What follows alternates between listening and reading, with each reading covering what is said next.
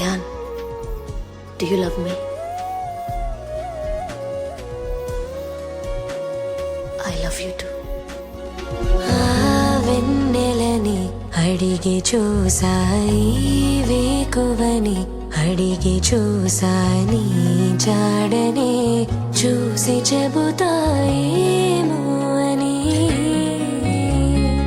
ఈ గాలితో కబురు పంప మేఘాలతో కబురు పంప నా వేదనే నీకు వివరించాలి